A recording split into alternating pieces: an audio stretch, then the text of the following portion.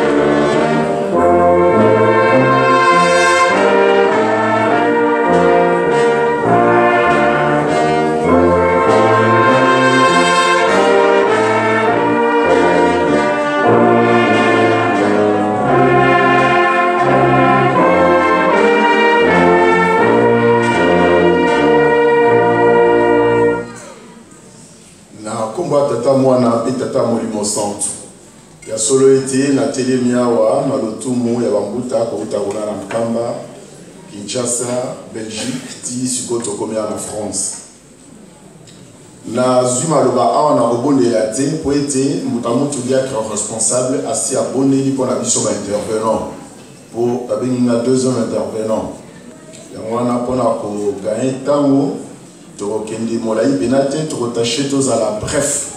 Parce que ici, quand on a bazali, makambo mingi ya koloba ezala raté. Et puis les loyo ezali mokolomo apparemment trop chargé. Oyo makambo ebele et koloba na awa. Concrètement, ne ba otimo loba na yawa na une mission, il y a sensibilisation et mission na ngai au fait na mema ki naza porteur ya mokanda oyo ba komeli bino. Mais na lotumu ya mbuta responsable ya paroisse na rosenga mbuta muto na biso papa secrétaire soki abotanga la biso mukanda oyo batindeli bino batindeli biso na kombo ya tata mwana molimo mosanto objet ya mukanda ezali ekateli pona kotimola nzela ya site ya tali.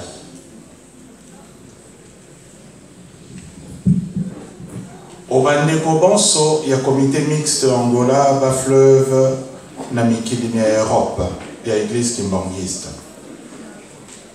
Batata mpe ba maman, na kombo ya tata mwana mpe molimo mosanto.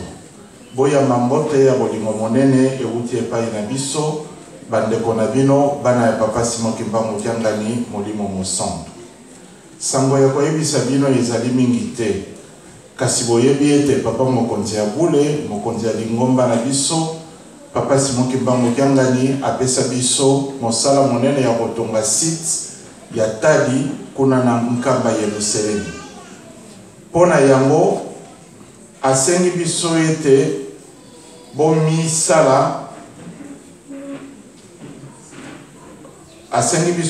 misala etambola malamu pena ndenge ekoki esengeli tosilisa na ino kobongisa nzela oyo ekenda na tali.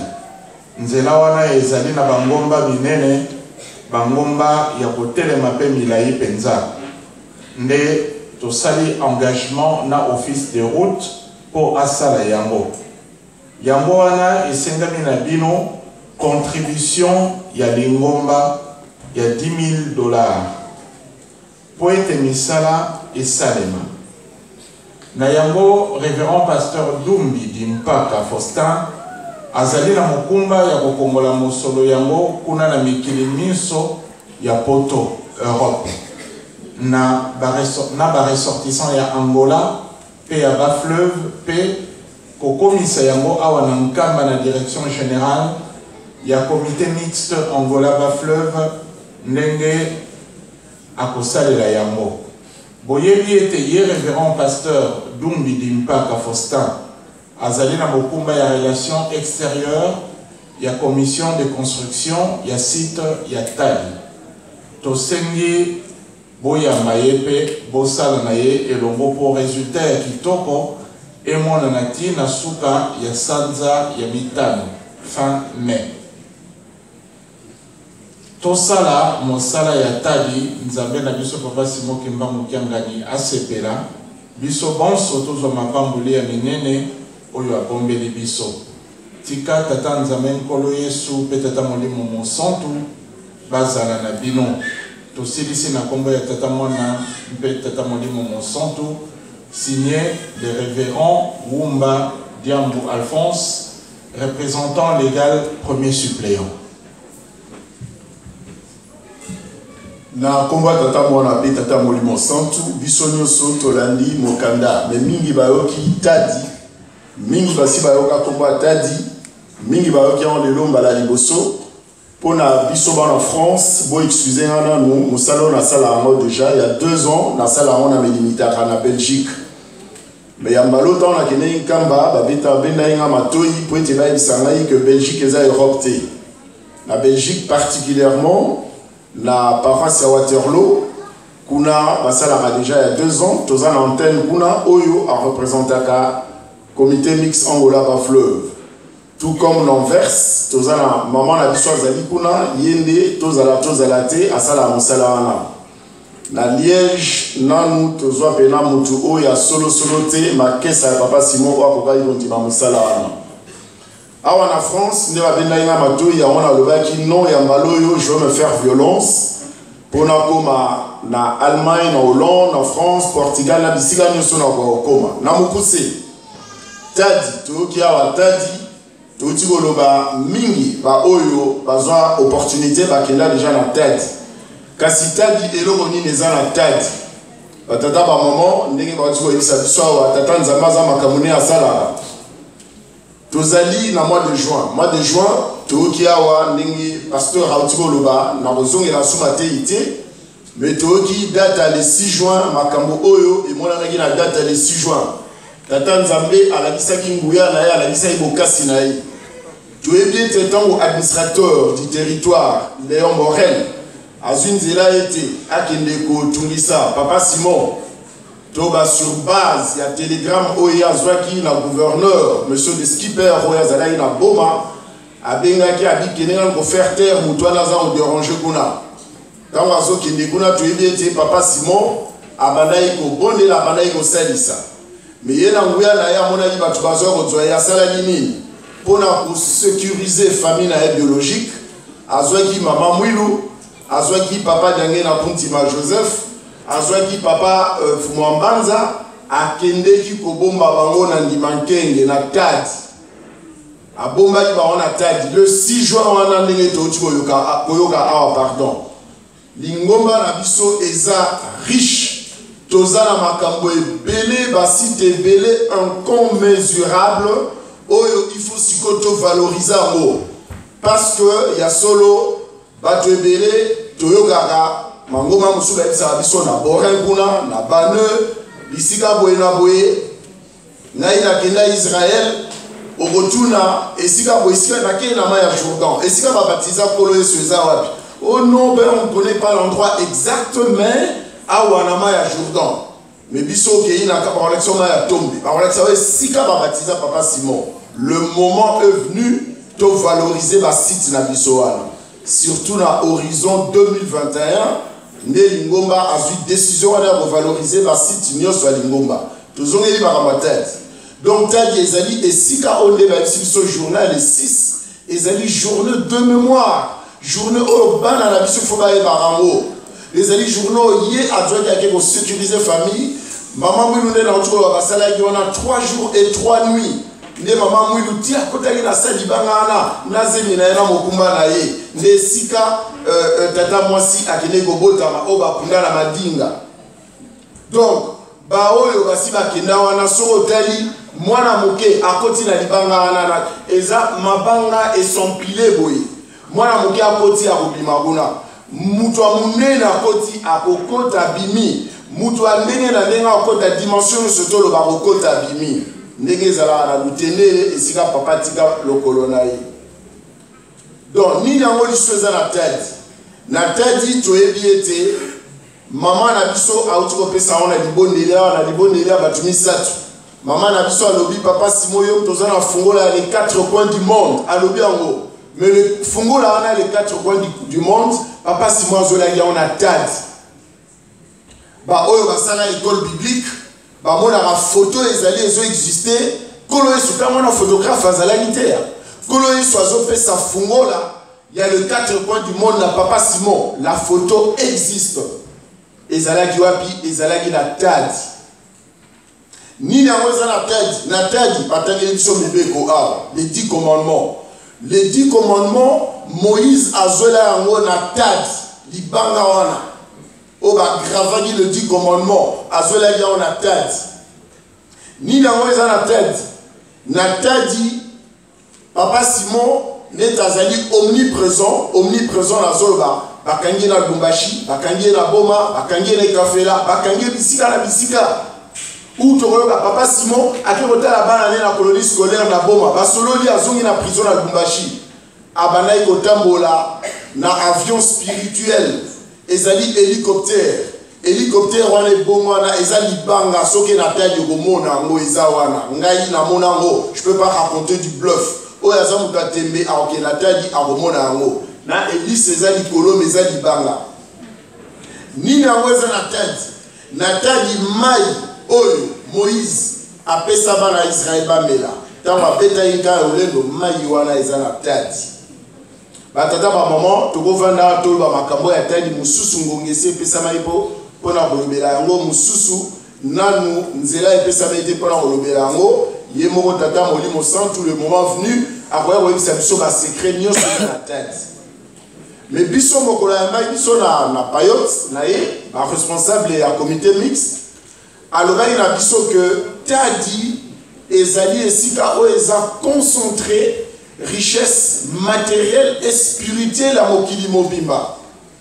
Exemple apesa biso mokolo yango wana abi Angola lelo ndenge ekomi wana abi afungola ekaka muke lelo toyebi Portugal la crise au niveau économique a recourir à Angola pour être à juguler crise yazalaki nango.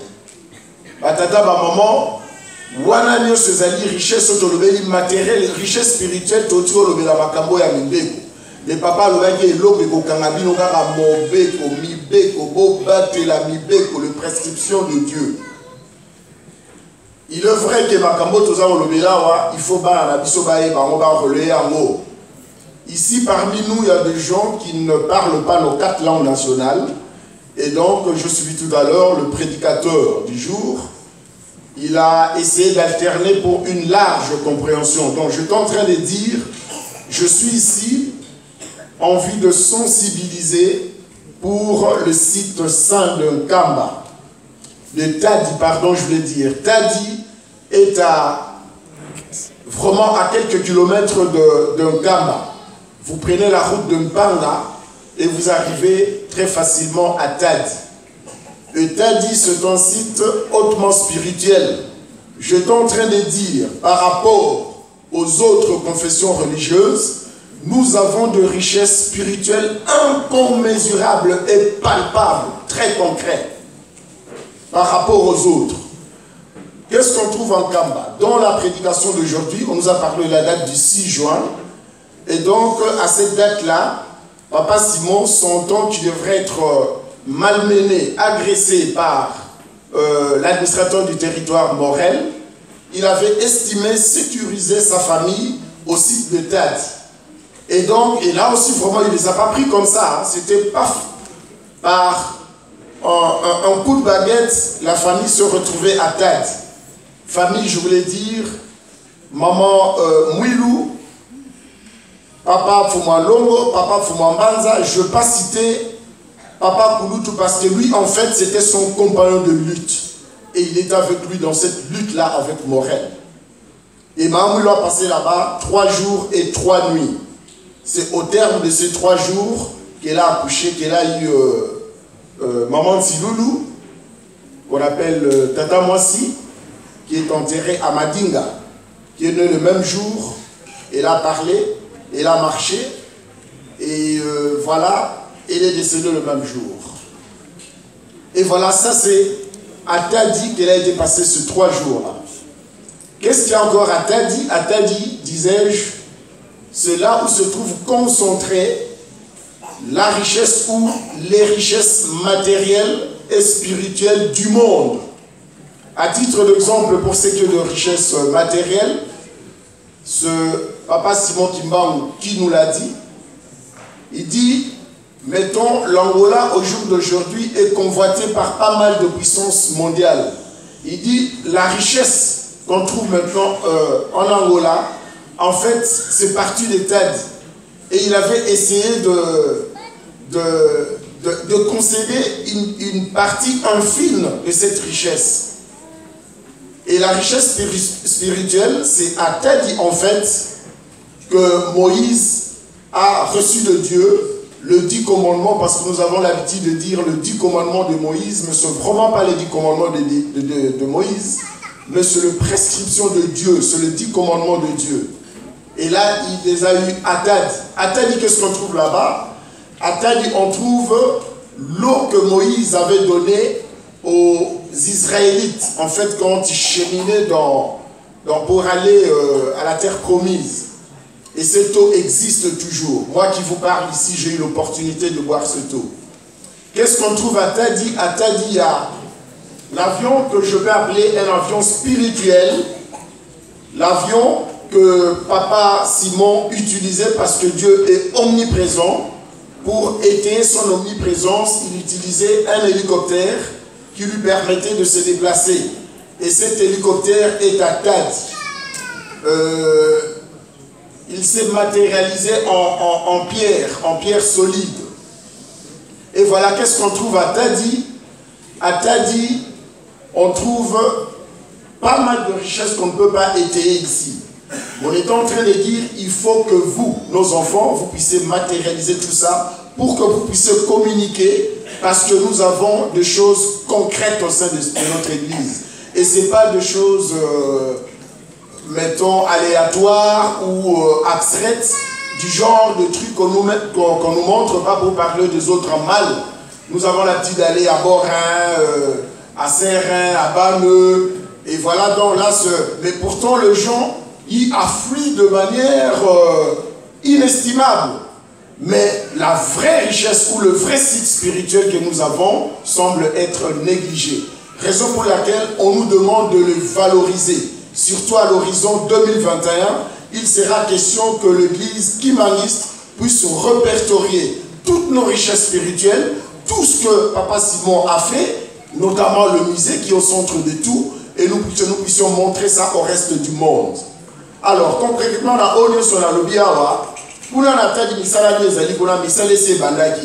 il était question de délocaliser Bandako et Zalara déjà na Tadi, de délocaliser parce que Papa Simon Kimbangu Kiangani, Yemoko Alobaki était Esika O Batuvavanda na Tadi, Batonga Longwa, Batonga na Sigo Batribune. Barotonga, si je ne m'abuse, 3 tribunes na Tadi, Nikoloana. Il faut délocaliser le village. Tribune Moko, il y a Papa Simon Kimbangu, Yemoko, la famille sainte.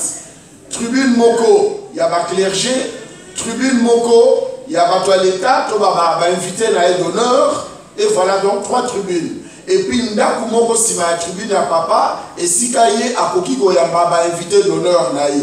Nase kuna sorozo mata avant comme sika libanga o maamula kene gobo matoma banga o ezaka likolo ezali na mwase wana papa fumambanza zaki soka uti bilanga na nase abana ko inolia wana manio ko na kwanga que le repas spécial à Tadi so keta di fois beso manio wana kwanga kolia et sika wana il faut totonga wana restaurant moderne et voilà si on est commis un problème ya roloba mon financement et ko uta wapi batata ba maman Tadi ya solo na utiko lobawa et pesameli batwa Angola na ba fleuve comité mixte mais tadi ezali misala ya lingomba eza ya lingomba mobimba ezali au même titre ndenge tozomona papa Simon Kimbangu Kiangani apesi bandeko na biso ya kinzungidira batonga zumbu dia kela tout le monde nga lobi na vitesse ya koti ndenge toza kotonga Yerusalem ndenge toza kotonga Nkamba vitesse comme tel que amonike na yebo kwa concentrer makamune sur kokate ne latina wana azopesa ba mouvement ba association azopesa même ba individu ba particulier opportunité ya kotonga Nkamba ne apesi Angola ba fleuve mokumba wana bango neti ba coordonner misala wana mais sinon eza ngomba mobimba ne yango wana toye o sensibiliser bino awa ndenge totiko loba na Belgique et ça les maka déjà baza bayate na likambo yo mais awa mbala liboso boza koyoka likambo ngo sikasiko likambo oyo totangi to boyoki na mokanda oyo Mokonzabule a estimé que l'État d'y a solo et ça passe même à bord d'une jeep pour dévaler le deux dernières montagnes on a et ça somme ne ayo komona été to tracé na nzela batu babana iko sala ngo manuellement batu bazako ta tchela batu bazako ta zimba bazako sala nzela na manuellement mais et ça passe papa a été souscrire à signer contrat na office de route a rosala nzela wana bakateli biso $35,000 $35,000 pointé basala nzela na bango baza na compétence wana na $35,000 wana papa Mokonzabule a ventilé yango boya sali clé de répartition Kinshasa baza na $10,000 bokoli misana na fondament parenthèse nazo kanga immédiatement lokola naza à la fois na Kinshasa nazali pe kotala makambo ya Europe Kinshasa tokomi presque na suka versement liboso tosala je pense ezali ba $4,000 to organiser Chisel na Matadi Kinshasa contre Matadi Kinshasa contre Boma na Boma Chisel na suka tota osala epesaki $5,000 et quelques dollars donc Kinshasa na $10,000 na etokomi presque na suka Angola lokuta mabe tozali na nosima mais lelo na mokonzo asika batindeli biso atelemi likambo wana mutu papa Samia azana président au collège asimbi likambo wana maboko pe mama donc na costa azana biso na Kamba asala pe likambo wana Kamba bakatelaki ye $5,000 Angola ndena na bi bakatelaki ye $10,000 tokomi na 25 Europe sikoyo babi $10,000 tokozonga sima to tokozonga sima te toti koyoka wa mukamuka bina biso bomoko esala songi likambo yokani likambo na basala ombala moko batata ba maman mingi kati na biso ko banana ngamboko toza ko yima toki abikate $10,000 ya papa toyoki awa oboye na boye toyoki awa oboye na boye ligomba vraiment ndenge nini bao bakenda kisasa bayebi ovani na ndako tongo etani batu baye o ijiki babindika bo bazongi ba musuba ye mama afki abusu bazongi bo soki o mesana lingomba ote ngali boso boli misana na uta catholique je m'étais dit mais dis donc il faut na ki malingomba o comment boye défiler ya bambo batata ba maman yango nde musala toyaki kosala na lingomba oyo akitaki na biso po ete totonga lingomba oyo ye alobi ikamona likambo eza na nzela nango miyoyo eza na nzela nango maya miso eza na nzela nango soyi eza na nzela nango pe alobi ete atunaki biso tokoteka to tokoteka te tokoteka donc ngai na yo biso nde ifotolia nzeta bololo totonga Nkamba soki tosali yango te mutu mosusu akosala yango te pe tata Nzambe atie biso na épreuve bongo ye alakisa biso na kopesa exemple tata Nzambe epai ya tata Nzambe ya rien pour rien toyebi yango exemple ya liboso toyebi ete Abraham tata Nzambe apesi promesse bolimisa na ote ya te na ozongela matei te apesi promesse alobi na ye yo okozwana o mokili mobima progéniture na yo ekozala bakotanga yango te neti sable mokili oyo ekozala ya yo mais tata Nzambe mettre à l'épreuve asengi ye mwana na ye biso nyonso toyebi Abraham azwaki mwana na bacondition na bonunu na ye na 100 ans mais tata Nzambe asengi kaka mwana na ye wana Abraham a tali abia non, il faut la saler là-haut. Tu es bien, c'est Abraham a pesaki akabaki moi na mbeka. Tango alika kabama na mbeka, tata nzambe na bonzambe na ye atindela kiye, ange aela ye, nyamato meme, pour être à sacrifier la place à moi. Si banen nzambe apesi. Donc il n'y a rien pour rien, se dit donna et pas tata nzambe. Exemple à Bibalé. Quand il y a donna tozolo be.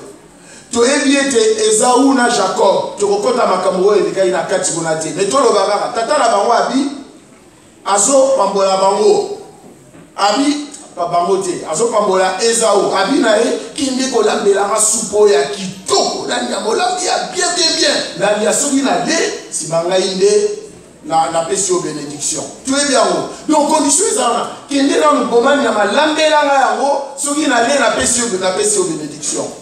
Batata ma maman bozomona Eli kolobalini du donna il y a rien pour rien. Ne bakateli biso na ekateli yo bapesi biso tozosenga na mutu nyonso 100 €. Moto oya moni te betie na motema apesi 100 € na ye. Oya moni tolobi te ke immédiatement bopesa ngo po bikateli eza ebele. To immédiatement bopesa ngo te Toluka ndenge zali na Belgique, na Bruxelles, l'Anvers, Toluka pe antenne, nde na tina wana na lotumu, ya Mbuta responsable à paroisse, c'est vrai que dimanche, Zaradi Kambalingoma, réunion monsieur Salé Maraté, cotisation monsieur Salé Maraté, dimanche, Koutara le Loba Pona Lingoma, mais le col les ali, tous les jours, Tenga ila yakawa, nazi opportunité, Roya Watokosenga, Mutamutu, Soki, akoki kosenga la biso bateau il y a surtout ba ressortissant ya Angola ba fleuve na muto amoni ke makamba o ebetiye to kutana quelque part ba o ba koza na eloko ba koki ko pesa ba o ba za eloko te to kozwa responsable moko ozalawa pour traçabilité za la makasi ya ozala suivi par yemoko référent pasteur apesa la biso rapport ezala toza na Kinshasa ezala toza wapi rapport hollandais kokoma na kamba et pas à mokonzi abule to ba pas fuma mbanza papa mbenza poyele mutazo to kamba si ma baronde ba répercuter yango na batu oyo ba ba tiaki poete makamba ngo isele. Voilà moi likamuke oyo to ala inango ya koloba na o etali construction ya site ya Tadi atata ba maman to la Tadi kamba surtout biso to na retard auto sala ya roti. Je suis en train de dire, en fait, pour la contribution par rapport à ce que j'avais dit avant, il nous est demandé une somme de 100 € que nous allons devoir contribuer, mais nous ne sommes pas dans l'obligation de remettre ça en un coup ou en une seule fois, mais on peut étaler ça sur 2, 3, 4 versements, et on va devoir s'arranger pour avoir une antenne ici en France, mettons en France, à Saint-Denis, pour que nous soyons là ou pas, que cette antenne soit en contact avec nous, et donc avec Kamba, pour pouvoir faire parvenir cet argent à Dad ou à nos papas. Voilà en quelques mots ce que j'avais à vous dire. Na silisi bongo, na komba tata mwana, pe tata molimo santu. Amen. Amen.